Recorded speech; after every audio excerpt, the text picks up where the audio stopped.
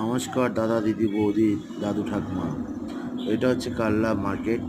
সামনে মার্কেটটা পার হওয়া আর 2 কিলোমিটার গেলে হয়তো কাল্লা রাজবাড়ি ক্যাম্পাস, এমনকি 108টা শিব মন্দির। যারা দেখেছো তো তারা দেখেছো, আর যারা দেখোনি তাদেরকে বলবো অবশ্যই আসতে। তো ওখানেও যাব, ভিডিওটা করছি। আর এখন ব্লগ করতে পারছি না এই কারণেই যে আমাদের সাইকেল চালাতে খুব অসুবিধা হচ্ছে। মানে যখন এক হাতে মোবাইল নিয়ে ব্লগ করি তো তখন খুব অসুবিধা হয়। তো এই কারণে ব্লগ দিচ্ছি না, জাস্ট ছোটো ছোটো রিলসই দিচ্ছি। আর যারা ভিডিওটা দেখছো তাদেরকে বলবো সঙ্গে থাকুন, সাথে থাকুন।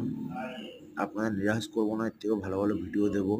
পুরো অমরনাথে অজানা কিছু তথ্য বা অজানা কিছু কাহিনী তোমাদের সামনে তুলে ধরবো।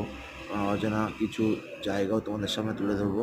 তো সঙ্গে থাকুন, সাথে থাকুন, আর চ্যানেলটা সাবস্ক্রাইব করে রাখুন, বেল আইকন